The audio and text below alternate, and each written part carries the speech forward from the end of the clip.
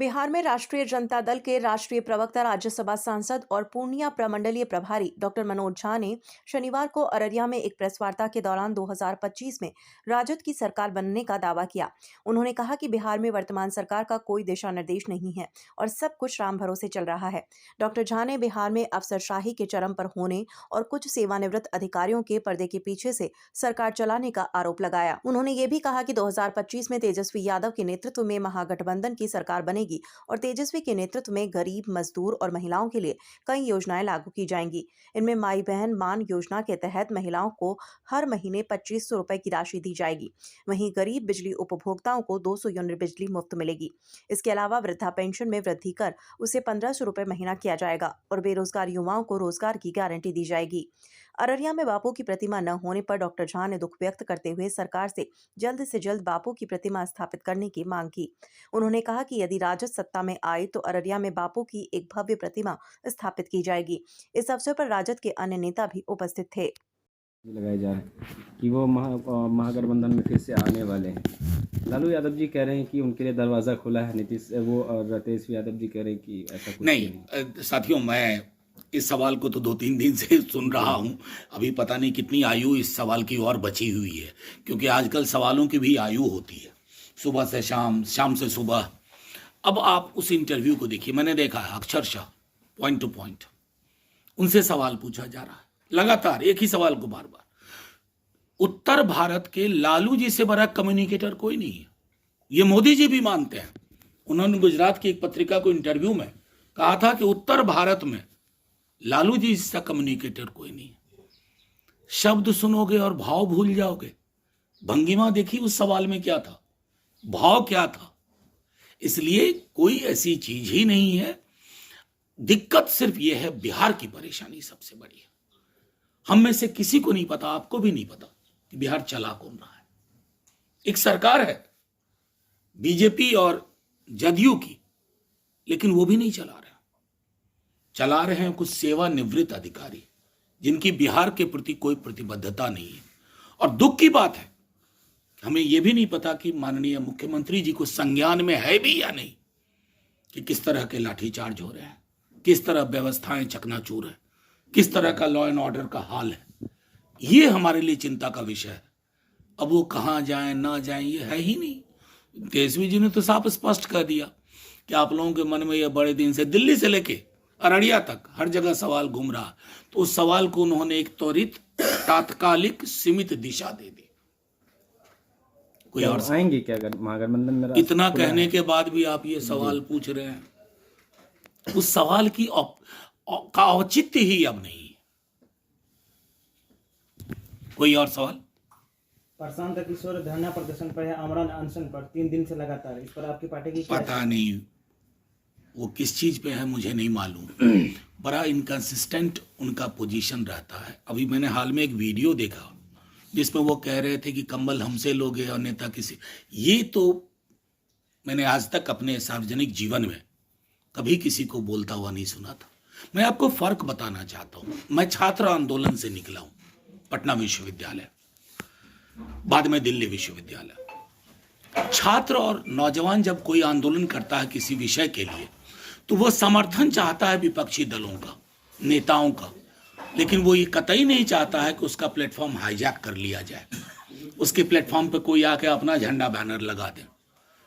तेजस्वी जी किशनगंज में थे, मैं उनके साथ था। उन्होंने वीडियो कॉल पे बात की।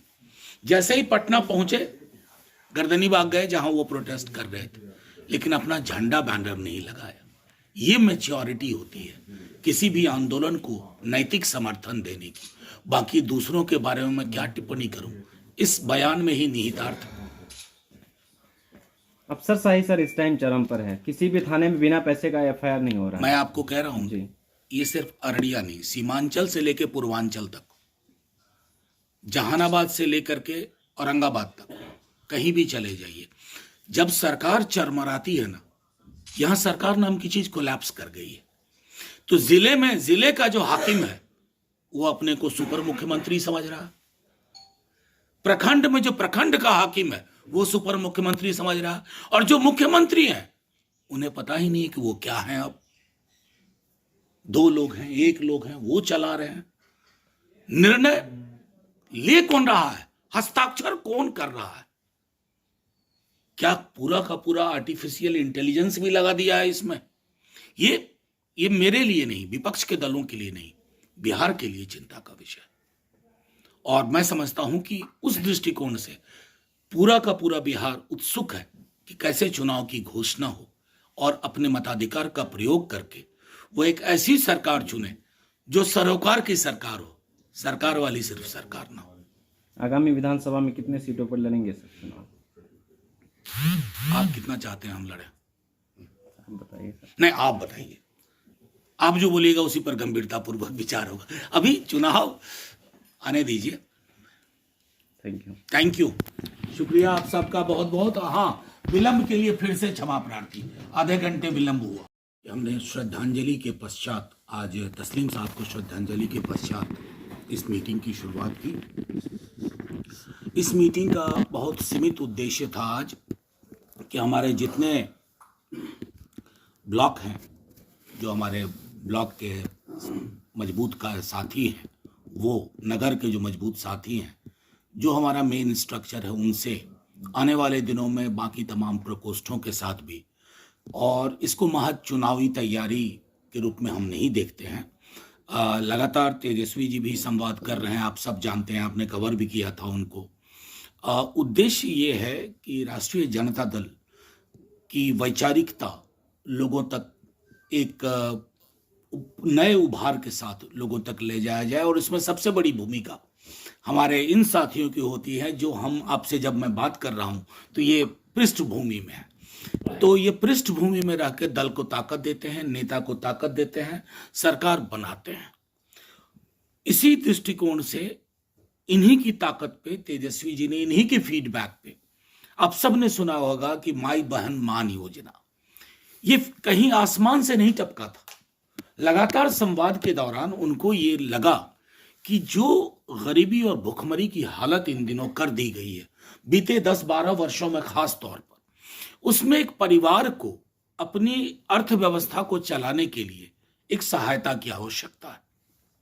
एक ऐसी सहायता की जिसके माध्यम से, जिसको कहते हैं हम अर्थशास्त्र की भाषा में, कि एक कंज्यूमर के रूप में कॉन्फिडेंस उनके पास आए, वो अपनी छोटी छोटी खुशियों का कत्ल ना करें और उनकी सहभागिता संपूर्ण हो। तो माई बहन मान योजना को लेकर के तेजस्वी जी आए, जिसके माध्यम से 2500 रुपए प्रति माह हमारी माताओं बहनों को उपलब्ध होंगे। उसके बाद दूसरे फीडबैक के आधार पर स्मार्ट मीटर्स के बारे में आप लोग काफी कुछ लिख बोल चुके हैं। उन्होंने खुद कहा कि स्मार्ट मीटर ने हाहाकार मचाया हुआ है, और बिजली के बिल की वजह से एक गांव में रहने वाला ऐसा इंसान या एक निम्न मध्यम आय वर्ग का इंसान, उसकी रोजमर्रा की जिंदगी बदहाल हो जाती है। तो 200 यूनिट फ्री बिजली। साथ ही साथ ये कहा गया कि अगर आप सामाजिक सुरक्षा के दायरे को देखें, एक सरकार का काम होता है, सरकार जब वेलफेयर स्टेट हम कहते हैं, तो उसका सामाजिक सुरक्षा को लेकर के उसकी प्रतिबद्धता कैसी है, उस पर सरकार की गुणवत्ता की जांच होती है, सरकार की प्रतिबद्धता की जांच होती है, सरकार के सबलीकरण स्वयं के उसकी जांच होती है।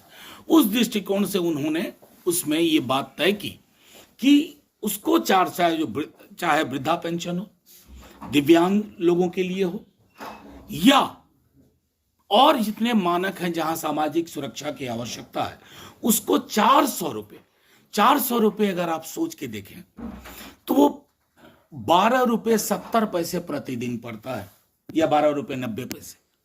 कभी हम कल्पना कर सकते हैं एक सरकार का इतना उदासीन संवेदनहीन रवैया हो?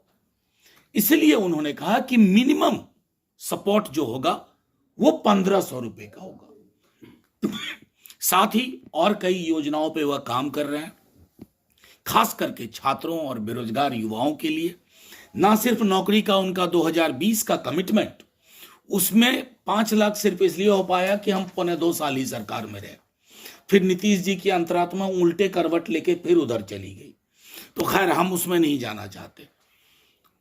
नौकरी की गारंटी के अलावा विद्यार्थियों को जो परीक्षा दे रहे हैं, यहां से वहां सेंटर हो रहा है, उसमें सकारात्मक पहल उनकी ओर से आएगी। उस पर उनकी टीम काम कर रही है। साथ ही उनका कमिटमेंट है कि उनके आने के बाद बिहार की किसी परीक्षा में रिगिंग नहीं होगी, धांधली नहीं होगी, लाठी चार्ज नहीं होगा, जिस तरह के बर्बर लाठी चार्ज हुआ।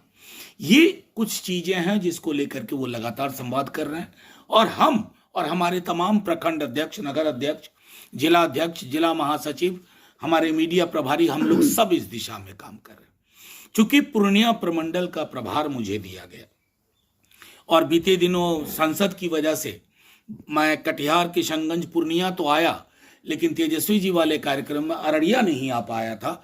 इसलिए मैंने खास तौर पर नए वर्ष में अररिया आना मुनासिब समझा, और इससे मौका मिला कि आप सबों को, मुझे हैरत तब, आप सबको भी नववर्ष की शुभकामनाएं दूं आकर के। हैरत तब हुई जब मुझे पता चला कि इस दौर में, नीतीश जी और भाजपा के इस दौर में, अररिया में महात्मा गांधी की कोई प्रतिमा नहीं है जिला। ये शर्म का विषय होना चाहिए। आपके माध्यम से अपने दल की ओर से हम आग्रह करते हैं सरकार से, आप फौरन इस दिशा में कार्य करें। बापू के भजन से आपको दिक्कत है, हम जानते हैं। बचपन से जिस भजन को आप सबने सुना होगा, रघुपति राघव राजा राम, ईश्वर अल्लाह तेरो नाम, इससे जिसको दिक्कत हो सकती है, उनको तो मैं गोडसे का ही उत्तराधिकारी मानूंगा। गांधी के उत्तराधिकारी तो वो कतई नहीं हो सकते। गांधी के सामने वो माल्यार्पण करें और इस भजन का विरोध करें, इसका मतलब आपके अंदर हया नाम की कोई चीज बची ही नहीं। तो ये मांग करते हैं, अगर ये ना करें तो 25 में सरकार आते ही 3 महीने के अंदर विशाल प्रतिमा बापू की, महात्मा गांधी की, यहां होगी अररिया में। ये हम आपके माध्यम से कहना चाहते हैं।